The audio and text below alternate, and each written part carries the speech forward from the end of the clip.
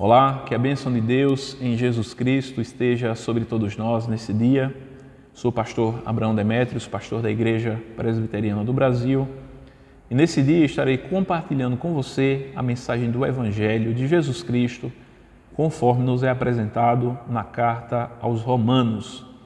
O capítulo de número 8, versículo 28, nos diz assim: sabemos que todas as coisas cooperam para o bem daqueles que amam a Deus, daqueles que são chamados segundo o seu propósito. Todas as coisas cooperam para o bem daqueles que amam a Deus, daqueles que são chamados segundo o seu propósito. Tanto aquilo que há de bom na nossa vida, quanto aquilo que há de ruim, por assim dizer, aquilo que nos traz dor, aquilo que nos traz sofrimento, aquilo que nós identificamos como sendo um problema, Deus faz com que todas as coisas cooperem para o nosso bem. As coisas não cooperam por si mesmas, mas é a mão providente de Deus, do Deus que está com o controle do universo em suas mãos, do Deus que nada acontece por acaso dentro do seu governo. Tudo está sujeito aos seus decretos. Nada acontece fora da permissão de Deus. Não cai uma folha de uma árvore sem que não seja pela permissão de Deus. Esse Deus que controla todas as coisas, que tem um poder sobre todas as coisas, Ele faz com que todas as coisas cooperem para o bem daqueles que o amam, tanto daquilo que nós sofremos externamente, quanto aquilo que diz respeito a questões interiores e particulares da nossa vida. Deus faz com que todas as coisas cooperem para o bem daqueles que o amam. Deus faz com que o seu propósito de salvação se cumpra. Deus faz com que a sua redenção ela chegue ao estágio final daquilo que vai ser dito aqui na continuação do texto, dizendo de glorificação. Deus vai conduzir o seu povo. E aqui para nós é uma chave preciosa de compreensão. É buscarmos entender quem são aqueles aos quais Deus faz com que as coisas cooperem para o bem da sua vida. São aqueles que amam a Deus. E são todos que amam a Deus? É claro que não.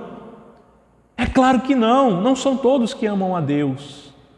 Existem muitos, e talvez você até possa ser um desses, que odeiam a Deus, que detestam a Deus, ainda que não expresse com palavras e diga isso externamente, explicitamente, mas com a vida assim o declara, quando não entrega a sua vida a Jesus Cristo.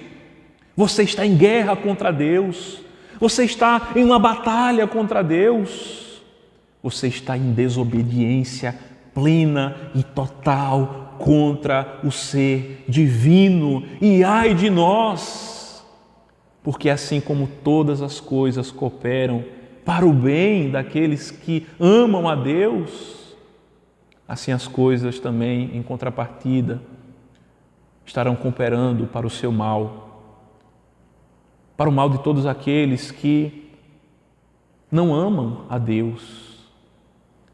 Jesus diz: aquele que me ama é aquele que guarda os meus mandamentos. Aquele que me ama será amado por meu Pai. O amor a Deus é um amor pela fé. O amor a Deus é um amor que está centrado na pessoa de Cristo. Não estar em Cristo é odiar a Deus. É dizer que Deus nada é dizer que aquilo que Deus fez por nós não é nada. E Deus fez algo tão precioso por mim e por você. Ele enviou o seu Filho para morrer por nós, sendo nós ainda pecadores.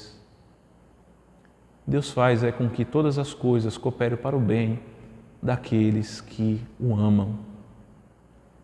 Amar a Deus é arrepender-se de pecado, dos seus pecados, é confessar a Cristo como Senhor da sua vida, é dedicar a sua vida por completo, tudo que há em você ao Senhor. É uma dedicação total ao Senhor. Todas as coisas cooperam para o bem daqueles que amam a Deus, daqueles que são chamados segundo o seu propósito. É a vocação de Deus. O Evangelho, ele é pregado a todos os homens, mas Jesus diz: muitos são chamados, poucos são escolhidos, são poucos aqueles que estão dentro do propósito de Deus. O propósito que é aquilo que nós podemos pensar na continuação do texto, quando diz: porquanto aos que de antemão conheceu, é a eleição de Deus, do Deus que se deu ao agrado de manifestar o seu amor sobre alguns, o seu amor e a sua graça, e os predestinou, preparou um destino para eles, para serem conformes à imagem do seu Filho. Esse é o maior propósito de Deus na nossa vida, é nos fazer conforme a imagem do seu Filho, é de refazer a imagem dele que está em nós. Fomos criados segundo a imagem e semelhança de Deus. Pecamos contra Deus, essa imagem foi deformada. Agora ela precisa ser refeita em Jesus Cristo. E Deus está trabalhando na vida daqueles que o amam, para que esse propósito se cumpra. Não há bênção maior do que nos parecermos mais com Cristo a cada dia. A grande bênção não está em ser rico, em ser milionário, em ter milhões de seguidores nas redes sociais, em receber um milagre temporal de cura nessa vida. A maior bênção e o propósito maior de Deus na nossa vida é nos fazer mais parecidos com o seu Filho, Jesus Cristo. É para isso que Deus está trabalhando na vida daqueles que são os seus filhos, aqueles que são chamados por eles como sendo santos, como diz o final do versículo 27.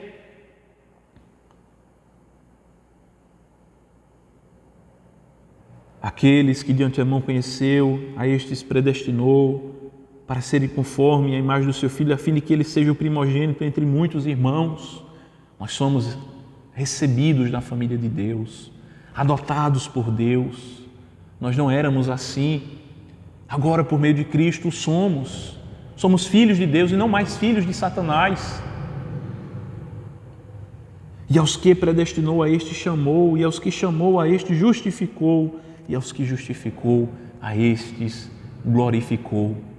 Deus está trabalhando na vida daqueles que Ele chamou, daqueles que Ele justificou, daqueles a quem Ele está trabalhando. E Ele vai continuar trabalhando para que alcancem a glorificação. Que em Cristo Jesus possamos alcançar essa graça bendita, o estágio final da fé, que não é aqui nesse tempo presente, mas que é com o reino vindouro de Cristo, que será estabelecido plenamente, um reino que já está presente, mas que ainda em sua plenitude vai se estabelecer plenamente com a segunda vinda de Cristo. Que possamos alcançar pela graça de Deus o estado de glorificação. É interessante que aqui o apóstolo fala de modo bem peculiar. Ele diz: aqueles que justificou a estes também glorificou. É algo que ainda é futuro, mas ele fala numa linguagem do passado. É porque é algo garantido por Deus. Aquilo que é dito aqui é uma verdadeira expressão de fé. É uma confiança no Senhor, no Deus que não mente, mas que cumpre as suas promessas. Eu e você podemos confiar em Deus. Se a gente confiar em nós mesmos ou em outros homens, outras pessoas, nós nos frustramos. Mas jamais nós vamos nos frustrar com as promessas e com a garantia que Deus nos dá de sua palavra. Ele vai glorificar, Ele vai nos conduzir à mansão celestial, ao corpo glorificado. Que Deus nos abençoe e que possamos viver pela fé em nome de Jesus. Amém.